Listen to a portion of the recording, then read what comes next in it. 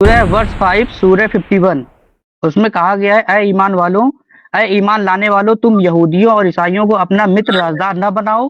वे तुम्हारे विरुद्ध परस्पर एक दूसरे के मित्र हैं। तुम ठीक में है। से जो कोई ए उनको भारत अपना मित्र वालों, बनाएगा वो सुनो उन्हीं सुनो, में अब से। मैं अब आपसे कहता हूं, ए भारतवासियों, तुम पाकिस्तान हाँ, की इंटेलिजेंस को अपना मित्र मत बनाओ, वरना तुम्हें उठा लिया जाएगा। इसका मतलब ये बस। जो बात लिखी हुई है तो ये अब अब लागू नहीं होती। दुश्मनों के साथ आज भी लागू होगी, लेकिन हर यहूदी और ईसाई और हर हिंदू दुश्मन हो, ये दुरुस्त, ये गलत है। ऐसा नहीं है। तो बहुत सारे, इसमें तो ऐसा नहीं लिखा है कि हर ईसाई इसलिए हर यहूदी। इसलिए ओ भाई, इसीलिए तो मैं कह रहा हूं कि उस जमाने में लिबरल गवर्नमेंट्स नहीं होती थी, जो हुकूमतें होती तो थी वो मतलब मजहबी ये होती बात उस समय थी। ये लागू होती थी, मजहबी अब लागू लोगों नहीं को होगी।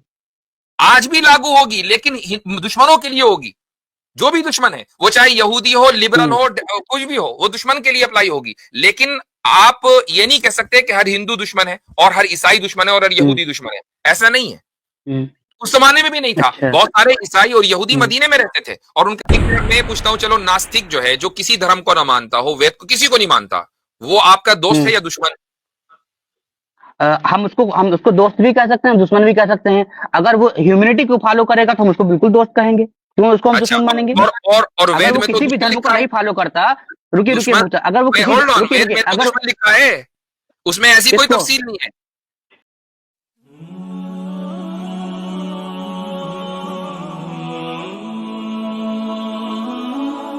हाँ भाई, एमएस। हेलो, जी भाई। सुन पा रहे हैं मुफ्ती साहब। जी हाँ, आवाज आ रही है। मुफ्ती साहब कुछ मेरे सवालात हैं, मेरे कुछ सवाल हैं, उनको आप ले लीजिए और उसके बारे में मुझे सही जानकारी दीजिए। आप मुसलमान है ना? जी नहीं। मुसलमान नहीं है, हिंदू है? जी। अच्छा, ठीक है, बोले। हम्म। मेरा एक मुस्लिम दोस्त है, तो वो मुझसे बोला कि अगर मैं पाकिस्तान के साथ, मेरा मान लीजिए फिर किसी भी मुस्लिम कंट्री के साथ मैं अगर युद्ध करता हूँ, लड़ाई करता हूँ, तो मैं अगर किसी मुस्लिम को कत्ल करता हूँ, तो वो मेरा उसको कत्ल करना तो गुनाह हो गया, मैं तो जहन्नम में चला जाऊंगा। लेकिन मैं अपने देश की सुरक्षा के लिए जो कर रहा हूँ वो सही कर रहा हूँ। तो उसके पास वो हमको बोला था, तो क्योंकि मैं मुस्लिम इलाके में रहता हूँ तो मैं किसी से पूछा तो मुझे सही आंसर नहीं मिला, तो इसलिए मैं नहीं, आपसे आपका ज्वाइन किया आपका हूँ कि आप सवाल मुझे सही। आपका सवाल वाज़ेह नहीं है कि अगर आपने किसी पाकिस्तान के फौजी को निमटा दिया, तो फिर क्या होगा? जी। आप चले गए जहन्नम में, और हम्म देश की सुरक्षा भी करनी है, हम्म तो कैसे करें? ये सवाल हुआ है ना? क्योंकि ठीक है। क्योंकि एक मुस्लिम होते हुए मुस्लिम को मारना तो सही नहीं है ना। भाई, काफिर को मानना भी सही नहीं है। ये आपसे किसने कह दिया कि मुस्लिम होते हुए काफिर को निमटा दो, मुसलमान को ना निमटाओ? कत्ल कत्ल है। हम्म आपकी जो बुनियादी गलती है ना, वो यही है कि मुसलमानों के यहाँ ये अकीदा है कि काफिर को मार दो, मुसलमान को नहीं हाथ लगा हम्म सकते। ये आपको किसने बताया? अच्छा, फिर उसके बाद जो है कि जो लोग मुस्लिम धर्म छोड़ देते हैं, क्या उनके ऊपर कत्ल वाजिब है कि उनको कत्ल कर दिया जाए जहां मिले। नहीं, ये भी हुकूमत के तहत है, ये लॉ के ऊपर है। कि अगर मान लीजिए किसी इस्लामिक कंट्री का लॉ ये है कि अगर कोई शख्स हम्म धर्म छोड़ दे, इस्लाम छोड़ दे, तो उसको सजा दी हम्म जाएगी, तो वो हुकूमत देगी। वो आप में कोई इस सड़क पे पे चलता हुआ आदमी नहीं दे कुरान सकता। कुरान और हदीस क्या कहता है। मैं वही तो कह रहा हूं, कुरान हदीस यही कहता है कि ये हुकूमत का काम है, ये आम आदमी का काम नहीं है। अच्छा, कुरान और हदीस का कोई काम नहीं है। नहीं नहीं, कुरान हदीस का ही काम है, आम आदमी का काम नहीं हाँ, है। अच्छा, आम आदमी का काम है, आम आदमी का काम नहीं है, कुरान हदीस का काम है कि वो सजा दे।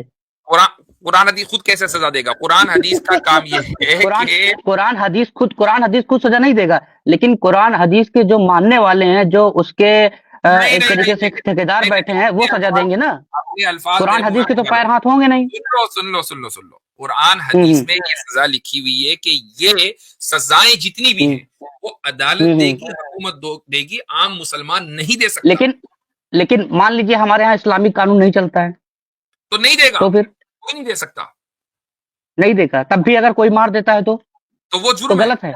बिल्कुल वो गलत है। जुर्म है। ठीक, ठीक है, ठीक। अ, ठीक है,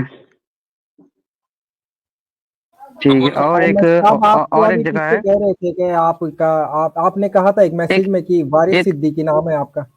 अरे नहीं नहीं, वो झूठ बोला, वर्ष झूठ 4 बोला था? सूरह 89 में झूठ लिखा है। बोला हाँ था। हाँ, ये झूठ बोला कहते था, हैं कि झूठ बोला था, झूठ क्यों? बोला। हाँ, झूठ झूठ बोला था, ताकि तो आपसे ज्वाइन हो सकूं। नहीं तो वैसे अगर आप ये कहते हैं कि मैं गैर मुस्लिम हूं तो सबसे पहले लेते आपको हम। चलिए ठीक तो है, सॉरी अब बोला अगर उसके लिए। अगर ये बात एक है, होल्ड ऑन, इसका मतलब तो ये है कि भैया आप मोरल आदमी नहीं हो, आप तो झूठ बोल सकते हो कुछ भी काम करने के लिए। अगर आप इतनी हम्म। छोटी सी चीज के हमारी स्ट्रीम में आने के लिए झूठ बोल सकते हो तो आपके ऊपर हम एतमाद कैसे हम्म करें? हो सकता है कि ये सही जो कह रहे हैं। सवाल आपने किया हो ये भी झूठा सवाल हो, हम्म आपका कोई मुसलमान दोस्त ना हो, ये भी तो हो तो सकता है। झूठा सवाल हो तो बिल्कुल। आपको कह देना चाहिए कि हम झूठ जवाब नहीं देंगे फिर। नहीं तो हमने तो जवाब दे दिया, इसके बावजूद दे तो दिया, जवाब आपके दे ऊपर दिया ना, तो एतमाद करते अब जो हुए। बोल रहा हूँ, आपने अब आपके जो ऊपर बोल रहा हूँ वो लेकिन सही मान आप के। बीच में नहीं टोकिए मैंने भाई। अगर कह दिया कि मैं मोरालिटी झूठ के बोला था, ऊपर उसके बाद होल्ड ऑन बीच में ना आपकी टोकिए, बीच में मोरालिटी नहीं। के जी ऊपर आमिर अब भाई ये टोक रहे हैं। सीरियस, आपकी मोरालिटी के ऊपर ये सीरियस क्वेश्चन खड़ा हो गया, खुद ही आप एतराफ कर रहे हो कि मैंने झूठ बोला है। तो भाई झूठों से फिर हम किस तरीके से बात करें, जो आदमी खुद ही आकर बोल रहा हो कि मैं झूठा हूं।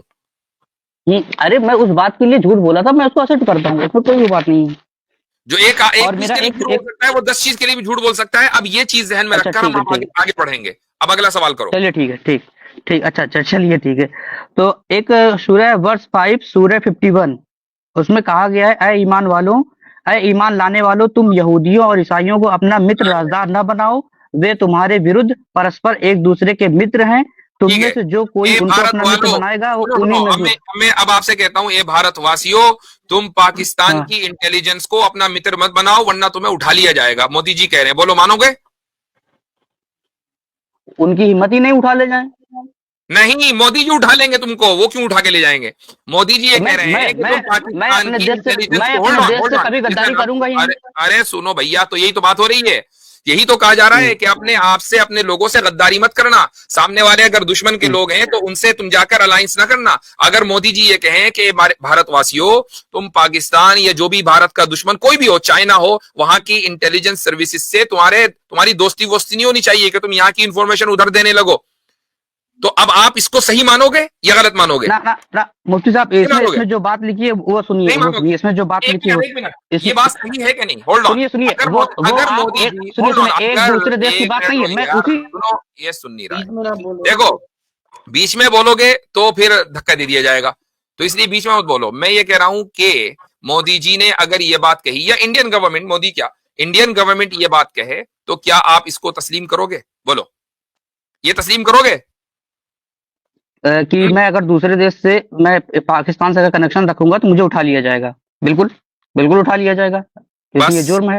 ये जुर्म है ना, हाँ, तो अब इसी सुनिए, अब तरीके से, सुनिए, रुकिए रुकिए। होल्ड ऑन, अब मुझे हाँ बात कर लेने दें। जब आपने हाँ। इसको जुर्म तस्लीम कर लिया, तो उस हम्म जमाने में जो हुकूमतें होती थी ना, वो लिबरल गवर्नमेंट हम्म नहीं होती थी, वो मजहबी हुकूमतें होती थी। हम्म तो यहूद हम्म और नसारा से दोस्ती न घाटो। ये वो यहूद और नसारा हैं कि जो हम्म यहूदियत और नसरानियत यानी क्रिश्चियनिटी की बुनियाद पर जिन्होंने हुकूमत कायम की है।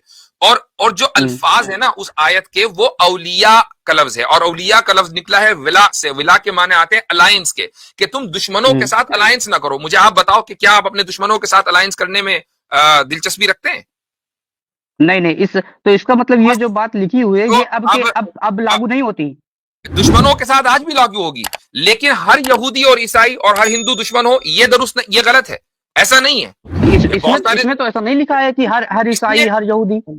इसलिए ओ भाई, इसीलिए तो मैं कह रहा हूं कि उस जमाने में लिबरल गवर्नमेंट्स नहीं होती थी, जो हुकूमतें होती तो थी वो मतलब मजहबी ये होती बात उस समय थी। ये लागू होती थी, मजहबी अब लागू लोगों नहीं को होगी। आज भी लागू होगी, लेकिन दुश्मनों के लिए होगी। जो भी दुश्मन है, वो चाहे यहूदी हो, लिबरल हम्म हो, कुछ भी हो, वो दुश्मन के लिए अप्लाई होगी। लेकिन आप ये नहीं कह सकते कि हर हिंदू दुश्मन है और हर ईसाई दुश्मन है और हर हम्म यहूदी दुश्मन है, ऐसा नहीं है। हम्म। उस जमाने में भी नहीं था। अच्छा। बहुत सारे ईसाई और यहूदी हम्म मदीने में रहते थे और उनके साथ मुसलमानों के बड़े गहरे ताल्लुकात थे। हम्म। ठीक है, ठीक है। समझ में आ गई बात? ठीक। वेद, हाँ, अब वेद में भी थोड़ा सा देख लें भाई। हाँ, अब निकालो भाई वेद का भेद। हाँ जी, ये ऋग्वेद का जनाब मंडल है 1, सूक्त है 39 और मंत्र है 2। इसमें ईश्वर कहता है कि धार्मिक मनुष्य ही परमात्मा के कृपा पात्र होकर सदा विजय को प्राप्त होते हैं, दुष्ट नहीं। परमात्मा भी धार्मिक मनुष्य ही को आशीर्वाद देता है, पापियों को नहीं। अब यहाँ भी पक्षपात निकल रहा है। वो पक्षपात ये है कि ईश्वर सिर्फ अपने मित्र को ही आशीर्वाद दे रहा है, अपने शत्रुओं को नहीं दे रहा। अब दूसरा ले लें, ऋग्वेद मंडल 1 है, सूक्त 4 मंत्र 5 है। उसमें भी लिखा हुआ है कि जो नास्तिक है, निंदक है, द्रुत मनुष्य है, वो हम सब लोगों के निवास स्थान से दूर चले जावें, किंतु निश्चय करके और देशों से भी दूर हो जावें, अर्थात अधर्म पुरुष किसी देश में ना रहें। यहाँ ये जी बताया जा रहा है कि जो अधर्मी कौन है, जो वेद को नहीं मानते, क्योंकि वेद बताएगा ना धर्म क्या है। तो वेद से विरुद्ध जो लोग हैं वो सारे के सारे अधर्मी हैं, और अधर्मी हैं तो नास्तिक हैं, निंदक हैं, द्रुत लोग हैं, दोषी हैं। उनको अपनी जगह से दूर कर दो, उनसे कोई मित्रता ना रखो और उनसे दूर हो जाओ। और एक चीज नीचे और लिखा है मुझे भावार्थ के एक अंदर मुझे साहब कि एक सब सवाल और मनुष्यों सुन को लीजिए, उसके उचित बाद है, मैं चला जाऊंगा। नहीं नहीं नहीं, सब एक मिनट मनुष्यों को, पहले इसका जी, सवाल, इसका हम्म, जवाब देना। हाँ, हाँ, आपके सब सवाल तो हो गए। मनुष्यों को, सब हाँ, मनुष्यों को उचित है कि आप धार्मिक विद्वानों का संग कर और मूर्खों के संग को सर्वथा छोड़ देवें। ये ऋग्वेद में हम्म। लिखा है। संग का मतलब तो है सही बात है, तो दोस्ती, कहाँ गलत मित्रता लिखी है? करना। हाँ, क्यों? उसमें तो किसी भी उसमें तो किसी भी धर्म का साफ साफ मेंशन तो नहीं है। किधर क्या नास्तिक नहीं का है ना। मेंशन? नास्तिक का मेंशन क्या है, लिखा? निंदक का नास्तिक मेंशन मतलब है। होता है कि जो धर्म में जो किसी भी गॉड को ना माने। हाँ, तो बस ठीक है, अच्छा, यानी ठीक वेद है। को ना मानता हाँ, हो। तो लेकिन इसमें तो ठीक है ना? मेंशन है ना, इसमें तो मेंशन है क्या यहूदी मेंशन और है? ईसाई। तो इसमें भी यहूदी वो और तो ईसाई यहूदी ईसाई भी हम उसको ही कहते हैं, ये जो अधर्मी है। किसको कहते हैं? जैसे आप यहाँ मानते हैं जो अधर्मी, अधर्मी है मतलब जो किसी जो तो आपके धर्म से ना हो। तो आप ये भी यहाँ लिखा हुआ है कि जो आपके धर्म से ना हो। धर्म किसे कहते हैं? उसमें वेद अभी धर्म अभी है मेरा आप ही ने भाई। कहा कि जो नास्तिक हो। ओ भाई, अच्छा, वेद एक मिनट प्रमो आमिर धर्मा। भाई, एक मिनट मैं पूछता हूँ, चलो नास्तिक जो है, जो किसी धर्म को ना मानता हो, वेद को किसी को नहीं मानता, वो आपका दोस्त हम्म। है या दुश्मन? हम उसको दोस्त भी कह सकते हैं, दुश्मन भी कह सकते हैं। अगर वो ह्यूमैनिटी को फॉलो करेगा तो हम उसको बिल्कुल दोस्त कहेंगे, क्यों उसको हम अच्छा, दुश्मन मानेंगे? और अगर वेद वो में तो किसी भी दुश्मन धर्म को लिखा है। नहीं फॉलो करता। रुकिए रुकिए दुश्मन, मुझसे, अगर वो किसी होल्ड ऑन, रुकिए वेद रुकिए में तो अगर दुश्मन लिखा है, उसमें ऐसी कोई किसको? तफसील नहीं है। कोई नहीं बना सकते। तैत्रीय ब्राह्मण है, तैत्रीय ब्राह्मण जो वेदास की कमेंट्री है उसमें लिखा हुआ है, कभी नास्तिक, लंपट, विश्वासघाती, चोर, मिथ्यावादी, स्वार्थी, कपटी, छली आदि दुष्ट मनुष्यों का संग ना करो कभी भी, उनको मित्र कभी न रखो। मुझे आप बताओ, इसमें तो धर्म की कैद भी नहीं लगाई गई। इसमें तो यहाँ आदमी के गुण हैं, हो सकता है सनातनी चोर हो सकता है सनातनी लंपट हो, विश्वासघाती सनातनी भी हो सकता है, कहते हैं उसका संग कभी ना करो, उसको मित्र ना रखो। हाँ, और उसमें जो है नास्तिक को चोर और विश्वासघाती के बराबर कर दिया। नहीं, और बिल्कुल। उसमें आपका भी नाम आ मूर्खों गया को ना, भी, आपने भी झूठ बोला, हजरत मूर्खों विश्वासघाती को भी, आप भी जो हो। ईश्वर की कृपा से जो मूर्ख है, मूर्ख का क्या दोष होता है? मूर्ख इंसान अपनी इच्छा से होता है। अच्छा अच्छा, झूठे का भी है जिक्र उसमें। जी, विश्वासघात है ना, मतलब विश्वासघात तो वही विश्वासघात हो गया ना, झूठा ना। झूठा। हाँ जी, बिल्कुल। हाँ, तो भाई ये तो आपका भी जिक्र आ गया उसमें, अब क्या करें? मिथ्या, तो अच्छा, आप एक चीज विश्वासघात और, क्या? एक मिथ्यावादी, लास्ट, एक हम झूठ लास्ट, बोलने अपनी वाला, मंडली एक से, लास्ट, तो हम अपनी मेरा मंडली से डाउट मिथ्यावादी जिक्र क्लियर है, बोलता करें। एक लास्ट, एक नहीं लास्ट, नहीं, मेरे इसका डाउट जवाब, क्लियर है, बस एक पहले और। इसका जवाब, इसका जवाब, किसका जवाब? इसको, ये जो भी किसका जवाब? आपको आपको इतने सारे श्लोक पढ़ के सुनाए हैं, इसको आप हाँ मान हाँ। रहे हो या कंडेम कर रहे हो? क्योंकि आप तो इसीलिए आए थे ना, या तो इसकी कोई ऐसी इंटरप्रिटेशन दो अगर जैसे हमने दी अगर है। इस संदर्भ में लिखा गया है कि जो लोग गलत हैं, जो नास्तिक हैं, जो गलत हैं, अगर तो उनके लिए नास्तिक लिखा गलत गया है है, तो फिर उसको वो नास्तिक गलत जो है। जो गलत नास्तिक हैं, जो गलत नहीं, रास्ते पे हो नहीं, चुके हैं। गलत नास्तिक कोई नहीं बात लिखा।